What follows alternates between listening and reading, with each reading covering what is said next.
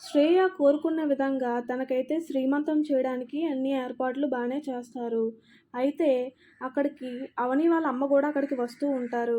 వచ్చేసి శ్రేయ ఒడి నింపి బొట్టయితే పెడుతూ ఉంటారు. ఆ దృశ్యం చూసిన అవని వాళ్ళ అత్త అయితే రియాక్ట్ అవుతూ ఉంటారు. అంటే మీరు ఏమీ అనుకోవద్దు గానీ, అసలు మీ భర్త ఎవరో తెలీదు. ఉన్నారో లేదో గూడా తెలీదు. మీలాంటి వాళ్ళు మా కోడలికి బొట్టు పెడితే అది మంచిది కాదు అని అవని ఆళ్ళ అత్త అయితే అంటూ ఉంటారు. వెంటనే పావని అయితే దూరిపోతూ ఉంటుంది. సుయ్యమంటే నాదొక అట్టు అన్నట్టు పావని అయితే దూరిపోతూ ఉంటుంది.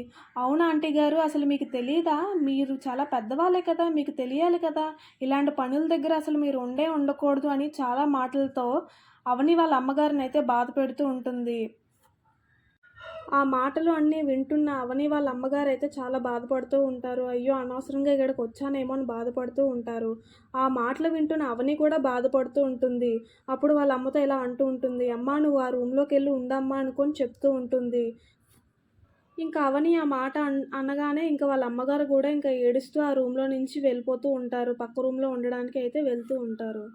ఇంకా అవని వాళ్ళ అమ్మగారు వెళ్ళిపోవడం చూసిన పావని అయితే చాలా ఆనందంగా, చాలా కోపంగా, గీరగా గూడా చూస్తూ ఉంటుంది అవని వైపు. ఈ దృశ్యాన్ని మొత్తం చూస్తున్న రాజేంద్ర ప్రసాద్ అయితే కోపంగా పావని వైపు చూస్తూ ఉంటాడు. ఇంకా అక్కడ ఉండడం తనకి ఇష్టం లేక చేతులు, కాళ్ళు కదుపుతూ ఉంటాడు. ఇంకా లేచి వెళ్ళిపోదామని చూస్తూ ఉంటాడు. ఆ దృశ్యాన్ని చూసిన ఇంక ఇంట్లో వాళ్ళందరూ అయితే ఒక్కసారిగా షాక్ అయిపోతూ ఉంటారు. ఏంటి అసలు రాజేంద్ర ప్రసాద్ గారి ఒంటిలో చలనం వచ్చింది అనుకోని అందరూ ఆనందంతో చూస్తూ ఉంటారు. ఇదంతా చూసిన పావని అయితే ఒక్కసారిగా షాక్ అయిపోతూ ఉంటుంది. ఏంటిప్పుడు మావయ్యకి చలనం వచ్చిందా? ఇతను నా విషయం బయట పెట్టేస్తారేమో అని టెన్షన్‌తో అలా చూస్తూ ఉండిపోతుంది. అక్కడ రాజేంద్ర ప్రసాద్ అయితే పావని వైపు చెయ్యి అలా చూపిస్తూ ఉంటాడు. పావనికి మాత్రం ఇంక రీలంతా తిరిగేస్తూ ఉంటుంది. నేనే కదా మావయ్యని మేడ మీద నుంచి తోసేశాను. ఇప్పుడు గూడా మావయ్య నా వైపే చెయ్యి చూపిస్తూ ఉన్నారు. ఇంక ఈళ్ళందరికీ నా మీద డౌటొచ్చేస్తుందేమో అని పావని అయితే అనుకుంటూ ఉంటుంది. అనుకున్న విధంగానే రాజేంద్ర ప్రసాద్ కూడా చెయ్యి అయితే పావని వైపు చూపిస్తూ ఉంటాడు. ఆ దృశ్యం చూసి పావని అయితే చాలా టెన్షన్ అయిపోతూ ఉంటుంది. ఇంట్లో వాళ్ళు కూడా అందరూ అనుకుంటూ ఉంటారు. ఏంటి అసలు పావని వైపు ఎందుకు చెయ్యి అయితే చూపిస్తున్నారు అనుకోని అనుకుంటూ ఉంటారు.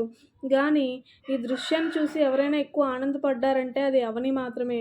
మావయ్యకి చలనం వచ్చిందని చాలా ఆనందంగా ఆళ్ళ మామయ్య వైపు చూస్తూ ఉంటుంది. ఈ వీడియో మీకు నచ్చితే సబ్స్క్రైబ్ చేసుకోండి.